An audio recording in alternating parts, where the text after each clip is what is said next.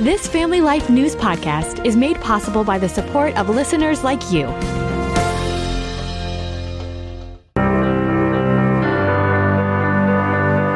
Going from high school senior to college freshman can be like going from backyard pool to ocean swimming at high tide. Welcome back to another edition of Real Answers, a regular Wednesday feature during the Family Life Noon Report, where we discuss the issues that matter to families. I'm Mark Webster, along with licensed mental health counselor Christopher Anderson. Welcome back, Chris. I'm ready to be here. Let's grab our surfboard and hit those waves, man. Let's do it. Yeah, dude. All right. The last couple of weeks, we focused on failure to launch. This time, we'll call it launch planning, maybe. How to prepare your senior teen for success as a college freshman. Now, I launched a couple of them a while back, and if memory serves, launch targets have already been pretty much decided by August, orientation dates circled on the calendar, and cutesy dorm stuff acquired. But none of that's truly as important as getting their mind and soul ready for launch, is it? Absolutely, absolutely. And there's never been a time in our history either where preparing our young adults to go off to college has been needing to have a very focused effort on this. We've never had a time where we've needed to be so focused as we are right now. Our society has reached a point, our higher education system and most of the universities and colleges have reached a point where if you don't take advantage of this time right now to talk to your college-bound student, then you are really losing out on an opportunity to help solidify their faith. Absolutely. In particular, if your teen is headed off to a secular institution, we have, as you mentioned, heard no shortage of stories in the news of late about how some professors, to put it mildly, aren't exactly welcoming to those with Christian faith and convictions. Is putting it mildly, Mark, and the reality is it's not that they're not even welcoming. They're becoming more openly hostile towards students who come from a faith background, particularly a Judeo-Christian background, and your students have to be aware of that, especially if they're heading towards any number of secular universities. It doesn't take long to realize that these students are going to be targeted. Just turn on the news, and it's in the news all the time, and it's very surprising, of course, when we're seeing these big-name schools and not so big-name schools also that are openly promoting things like anti-Semitism, which then, of course, Christians get also targeted because of similar values that Christians and folks of the Jewish faith promote and believe in. So we want parents to understand that you are going to remain your child's most influential force as long as you stay active and don't take a passive role in discussing these things and speaking to your children.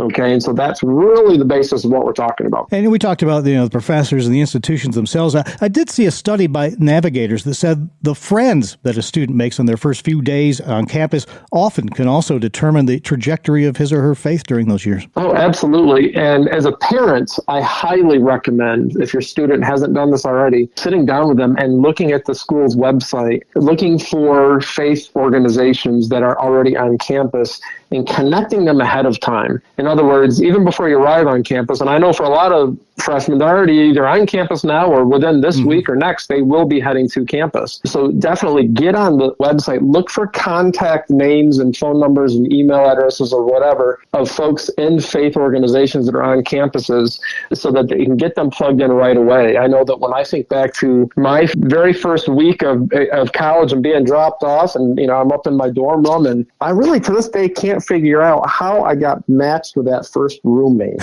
Because quite honestly, there was not a whole lot of similarity on any level at that point. So you might have a roommate that you matched well with, others aren't. But the reality is, though, in preparation for being able to take the onslaught of secular philosophies, you need to have folks you can count on. So get connected. Get your student connected immediately with the Christian networks on campus. And also look at churches that are in the community. Don't just rely on what's available on campus. Get your students connected in with churches in the community. Get online. See what's available. Because let me tell you something. They are going to need it, hands down. You're listening to Real Answers. I'm Mark Webster, along with licensed mental health counselor Christopher Anderson, talking about how to best prepare our kids, quote unquote, or young adults for those first hours, days, and years in college. Following up on what you just mentioned there are some good things out there, too. We should mention that. I saw a website, everystudent.org, that helps some incoming students link up with area churches and helps them to navigate that secular environment as well. And we've actually seen some encouraging things on even secular campuses as well.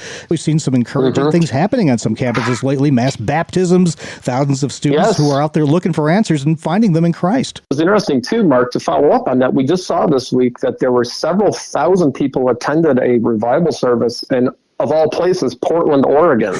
So that is encouraging, and that is happening more and more. If it can happen there, it can happen anywhere. And the reality is we are seeing that more and more. We need to, as not only parents of college students, but as Christians in our society, we need to pray for revival to happen and keep happening. We are told that we don't know the day and time of Christ's, the rapture, when we're going to be, taken back home. But the reality is it could happen any day, or it could happen, years from now. But the reality is we need to pray that revival takes place, not only in our society, but specifically pray for these revivals that are breaking out on college campuses, because this current generation of young folks, they're hungry for truth. They've been so alienated and, quite honestly, can I say, abused by media, by the social media, that they're hungry. They're like, what is going on? They know something's up. Yeah. And so we need to pray that, that as Christians, we take advantage of their hunger and really just pour truth into them and just really help them to find that solid foundation that we can only get through a life really dedicated to Christ. It's so important that as parents, you tell them that you want to maintain close contact with them.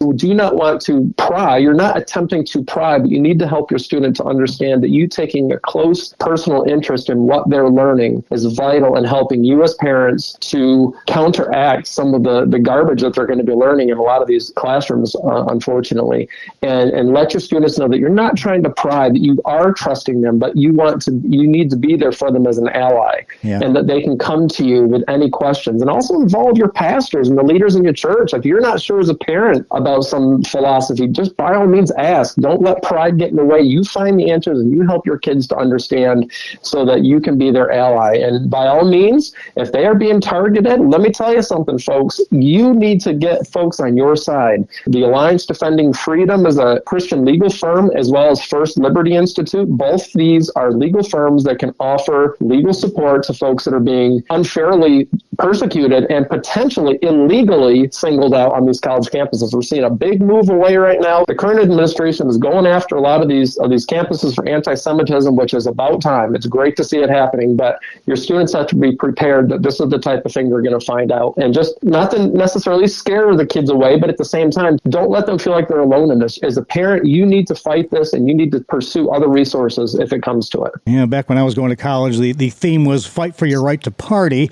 These days, it's more like fight for your right to practice your faith. To just speak. Absolutely, absolutely. When I was in school, I could tell there were some philosophical differences back when I was in school, but goodness, there was never a time that even any of my college professors, when I'm thinking back to my undergraduate years, there was never a time that I felt like I wasn't allowed to be myself. But that is completely not true today. And sadly, students do have to watch what they say. All right, Coach, a final pep talk before we send them into the whole new game there. I think the biggest thing when you come down to it is dealing with a level of freedom and autonomy that, kids to that point haven't had, and that's daunting for anybody. Mm-hmm. So best advice. It really is. And, regardless of the current conditions of our society, students striking out on their own are going to have to learn to manage their time. One of the best things I can tell young folks right now is whatever you do, don't procrastinate. Keep on top of your assignments. That was one of the best things I did. It really made things a lot easier.